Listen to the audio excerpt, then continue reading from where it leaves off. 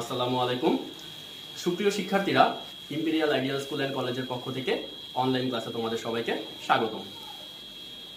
আমি ইলিয়াস রহমতুল্লাহ, imperial ideal school and কলেজের বিজ্ঞান বিভাগের সহকারী শিক্ষক। তোমরা ইতোমধ্যে অবগত আছো যে এই মাসের 6 তারিখ থেকে তোমাদের প্রথম মিড টার্ম পরীক্ষা শুরু হতে যাচ্ছে।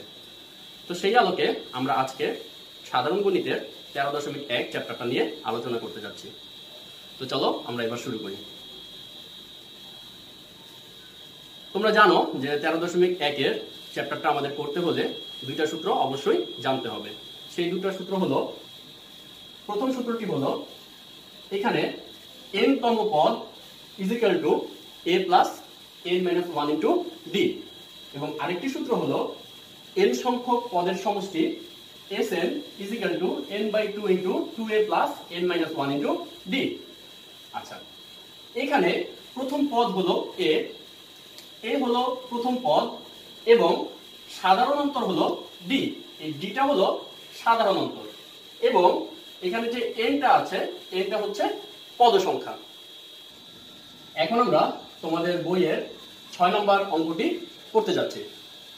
দেখো এখানে ধারাটি কি দেওয়া আছে, 8 plus 11 plus 14 plus 17 plus dot dot dot dot. ধারাটির কোন পদ? 392। আচ্ছা, তো তোমরা সবাই খেয়াল করো, এখানে প্রথম পদ a is equal to 8, এই 8 হলো প্রথম পদ। আচ্ছা, সাধারণ অন্তর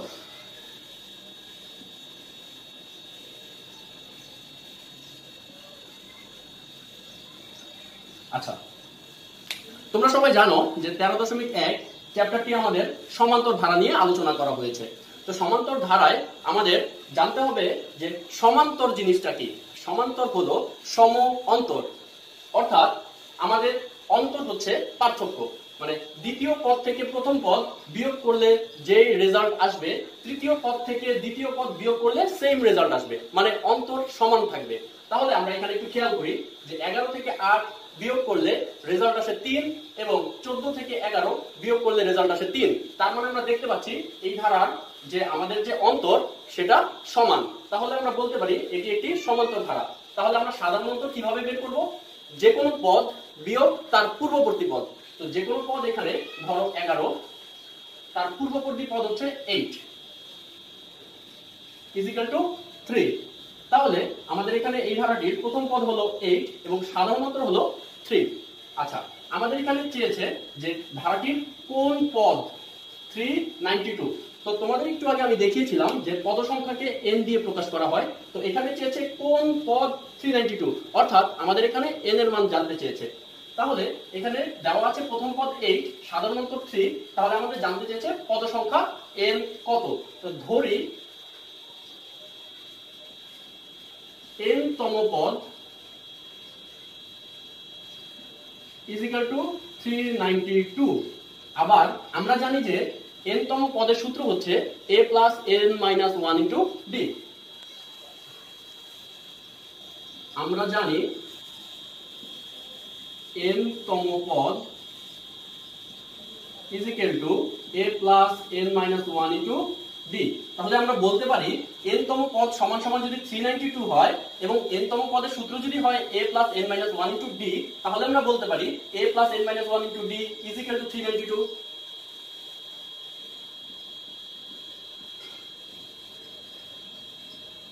এখান থেকে আমরা এই n এর মানটা বের করব। a এর মান হচ্ছে 8 plus n minus 1 into d এর মান হচ্ছে 3।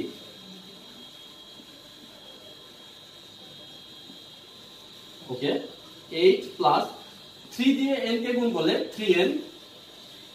এখানে দেখো মাইনাস আছে, তাহলে প্লাসে মাইনাসে মাইনাস, প্লাসে মাইনাসে মাইনাস, 3 কে 3। ওকে, তাহলে 8 থেকে 3 বিয়োগ করলে আসে হচ্ছে 5, আর এখানে 3n plus 5 is equal two 392। আচ্ছা,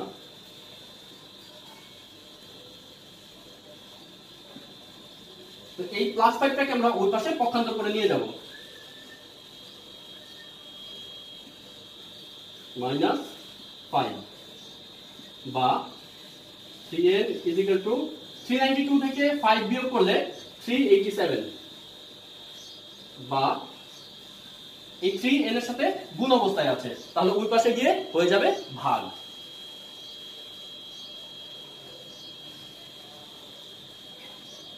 সুতরাং n এর মান হচ্ছে 129।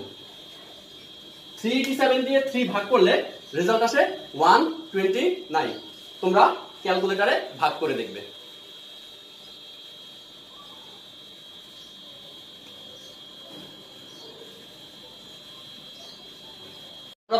তোমাদের বইয়ের 8 নম্বর অঙ্কটি করার চেষ্টা করছি। দেখো 8 নম্বর অঙ্কটিতে কি বলেছে, কোন সমান্তর ধারার m তম পদ n এবং n তম পদ m হলে ধারাটির m প্লাস n তম পদ কত? আচ্ছা, তো দেখো এখানে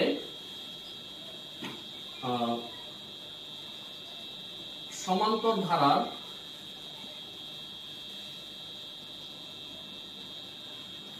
প্রথম পদ সমান সমান a ও সমান্তর ধারার সাধারণ অন্তর সমান সমান d ধরে নেই। আচ্ছা, এখানে ধরি দেখতে পারো, ধরি সমান্তর ধারার প্রথম পদ ইজ ইকুয়াল টু a ও সমান্তর ধারার সাধারণ অন্তর d। তাহলে এখানে কি বলেছে দেখো, n তম পদ n এবং n তম পদ n। তো আমরা একটা সূত্র পড়েছিলাম n তম পদ is equal two a plus n minus 1 into d। তাহলে এখানে বলেছে তোমার n তম পদ, তাহলে সুতরাং n তম পদ is equal two a plus m minus 1 into d। n এর জায়গায় শুধু m হবে। আরেকটা কি বলেছে, n তম পদ, সুতরাং n তম পদ is equal two a plus n minus 1 into d। আচ্ছা, তাহলে n তম পদের মান কত বলেছে, n, আর n তম পদের মান কত বলেছে, n। তাহলে সুতরাং প্রশ্ন মতে আমরা বলতে পারি এইটা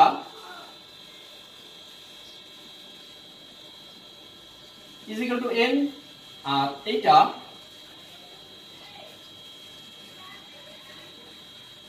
ইজ ইকুয়াল টু n। এইটাকে 1 নাম্বার সমীকরণ, এটাকে 2 নাম্বার সমীকরণ দিয়ে রাখো। এবার দেখো 1 ও 2 নং সমীকরণ আমরা বিয়োগ করব।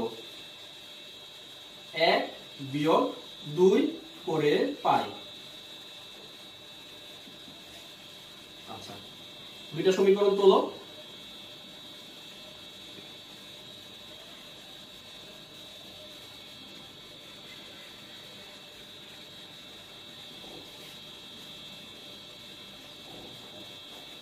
প্লাস চিহ্ন আছে তাহলে মাইনাস, প্লাস চিহ্ন আছে মাইনাস, প্লাস চিহ্ন আছে মাইনাস। a আর a কাটা চলে যাবে, আর এখানে থাকে তাহলে কত, m minus 1 into d minus n minus 1 into d is equal to n minus m। আচ্ছা, এখানে দেখো d আছে, d কমন যায়, বা এখানে যদি আমি একটা d কমন নিয়ে নেই তাহলে থাকে m minus 1 minus n plus 1। m minus 1 common চলে গেল, মাইনাসের কারণে মাইনাসের প্লাসে মাইনাস n, মাইনাসে মাইনাসে plus 1 is equal to n minus n। এবার দেখো এখানে কি d কমন থাকে, এই 1 আর এই 1 কাটা চলে যায়, থাকে হচ্ছে m মাইনাস 1। আর এই পাশে যদি আমি একটা মাইনাস কমন নেই, মাইনাস কেন কমন নিব, এই m মাইনাস n এর মতো করে বানানোর জন্য। এখানে একটা মাইনাস কমন নিলে দেখো m মাইনাস n। তাহলে উভয় পক্ষ থেকে যদি আমরা m মাইনাস n কেটে দেই, অর্থাৎ উভয় পক্ষে m মাইনাস n দ্বারা ভাগ করে, তাহলে সুতরাং d is equal to -1। ঠিক আছে, উভয় পক্ষ থেকে m মাইনাস 1 দ্বারা ভাগ করে। তাহলে দেখো আমরা d এর মান পেয়ে গেলাম, এখন দেখো আমাদেরকে কি বলেছে, m প্লাস n তম পদ কত, m প্লাস n তম পদ কত সেটা নির্ণয় করার জন্য বলেছে। এখন দেখো আমরা m প্লাস n তম পদ বের করব। তাহলে সুতরাং m প্লাস n তম পদ সমান সমান a প্লাস n এর জায়গায় m plus n minus 1 into d is equal two দেখো a plus m plus n minus 1 into d। তাহলে a প্লাস m দিয়ে d কে গুণ করলে md plus nd minus d is equal two দেখো a plus এই minus d টা হয় md এর সাথে অথবা nd এর সাথে, যে কোনো একটার সাথে রাখলেই হবে। এই মাইনাস d টাকে সামনে নিয়ে আসলাম। এখন দেখো এখানে d কমন যায়, d কমন নিলে m-1 প্লাস nd। এটাকে যদি একটু গুছায় লিখি দেখো এইটার মতো একটা সমীকরণ চলে আসে, a plus m-1 into d। তাহলে a plus m-1 into d plus nd। তাহলে a plus m-1 into d এর মান হচ্ছে n। তাহলে এটার জায়গায় লিখে রাখো n প্লাস n। d এর মান কত বের করেছিলাম? -1 গুণ -1। তাহলে প্লাসে মাইনাসে মাইনাস n, এটা কাটা দিলে 0, এটাই অ্যান্সার। এবার আমরা তোমাদের বইয়ের 10 নম্বর অঙ্কটি করব। দেখো অঙ্কটিতে কি বলেছে, 8 plus 16 plus 24 plus dot dot dot ধারাটির প্রথম 9টি পদের সমষ্টি কত? তাহলে তোমরা দেখতে পাচ্ছ অঙ্কটিতে আমাদের সমষ্টি চেয়েছে, তার মানে আমাদের দ্বিতীয় সূত্রটি ব্যবহার করে অঙ্কটি করতে হবে। আচ্ছা, তাহলে এখানে দেখো আগে লিখে ফেলো এখানে। আচ্ছা, আগে আমরা দেখব ধারাটি সমান্তর কিনা। দ্বিতীয় পদ থেকে প্রথম পদ বিয়োগ করলে কত? 16 থেকে 8 বিয়োগ করলে 8। তৃতীয় পদ থেকে দ্বিতীয় পদ বিয়োগ করলে কত? 24 থেকে 16 বিয়োগ করলে 8। তার মানে আমাদের অন্তর সমান, তার মানে আমাদের বুঝতে হবে এটি একটি সমান্তর ধারা। আচ্ছা, এখানে প্রথম পদ a = 8, সাধারণ অন্তর b = 16 - 8 = 8। চেয়েছি কি 9টি পদের সমষ্টি কত? 9টি পদের সমষ্টি কত? তাহলে পদ সংখ্যা হচ্ছে 9, সুতরাং পদ সংখ্যা n = 9। 9টি পদের সমষ্টি চেয়েছে, তাহলে আমরা জানি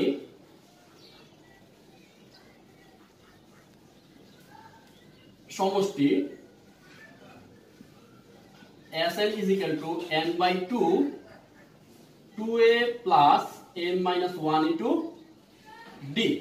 আচ্ছা, এখানে চেয়েছে 9টি পদের সমষ্টি, তাহলে সুতরাং 9টি পদের সমষ্টি n এর জায়গায় 9, n এর জায়গায় 9, 2 এর মান হচ্ছে 8, 2 গুণ 8, n এর জায়গায় 9 আর d এর মানও 8।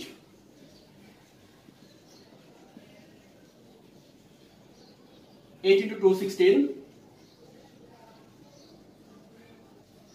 9 থেকে 1 বিয়োগ করলে 8, 8 গুণ 8,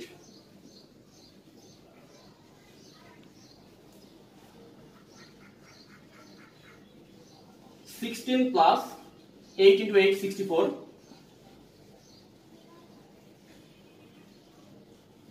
64 এর সাথে 16 যোগ করলে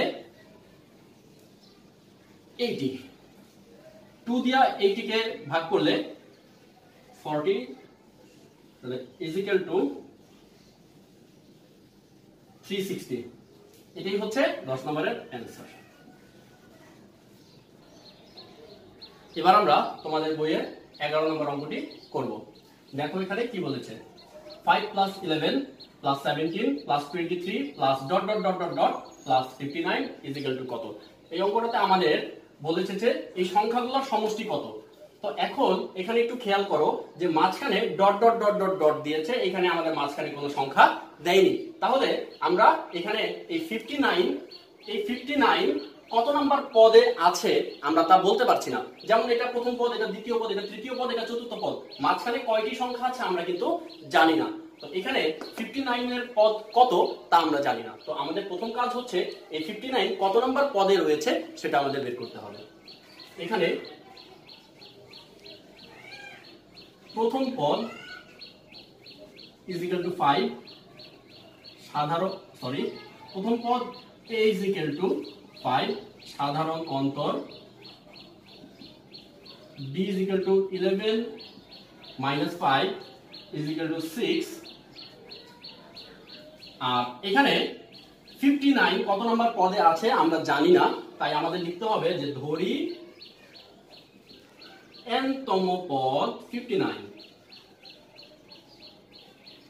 আচ্ছা, আবার আমরা জানি n তম পদ হচ্ছে a plus n minus 1 into d, তাহলে সুতরাং আমরা বলতে পারি a plus n minus 1 into d is equal two 59। n তম পদের জায়গায় আমরা a plus n minus 1 into d লিখতে পারি। এখান থেকে আমরা n এর মানটা বের করব। a এর মান হচ্ছে 5, n এর মান বের করব, d এর মান 6,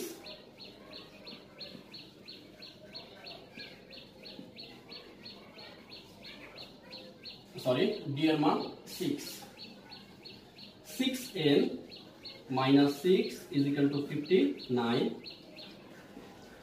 আচ্ছা, 6n plus 5 minus 6 minus 1 is equal to 59। 6n is equal to 59 plus 1 minus 1 পক্ষান্তর করে ওই পাশে চলে গেলে হবে plus 1, বা 6n is equal to 60, বা n is equal to 60 divided by 6, সুতরাং n is equal to 10। 6 দিয়ে 60 কে ভাগ করলে 10 আসে।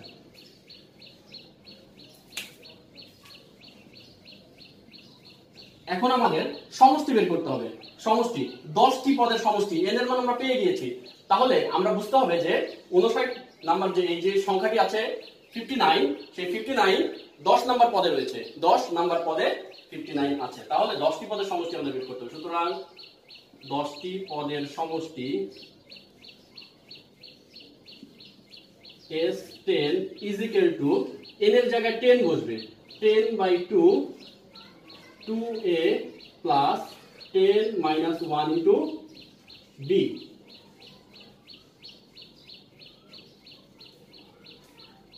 is equal to 5, 2 into a এর মান হচ্ছে 5 প্লাস 10 থেকে 1 বিয়োগ করলে 9 into d এর মান হচ্ছে 6।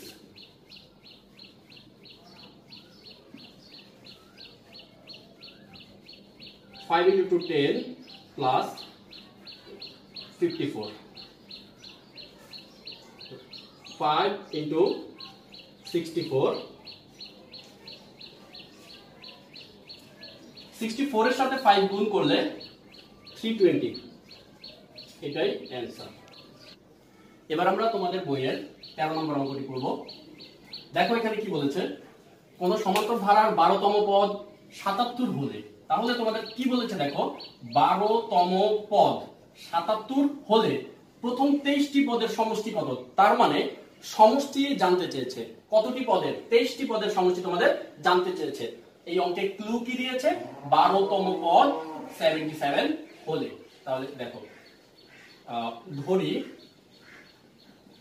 সমান্তর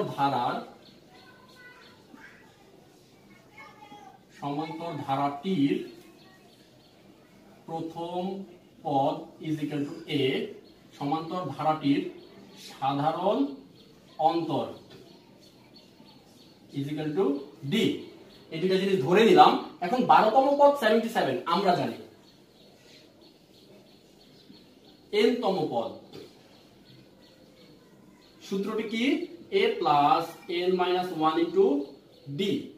আচ্ছা, এখানে বলেছে 12তম পদ, তাহলে 12তম পদ n এর জায়গায় 12,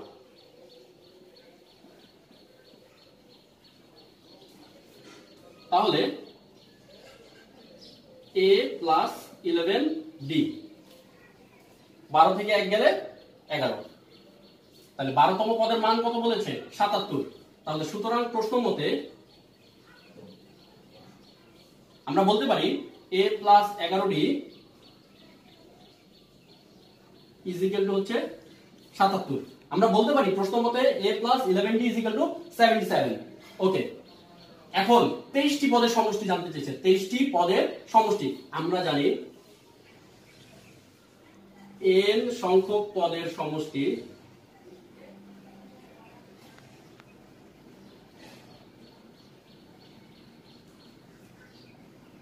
Sn is equal to n by 2 2a plus n minus 1 into d। তাহলে এখানে 23টি পদের সমষ্টি, সুতরাং 23টি পদের সমষ্টি n এর জায়গায় 23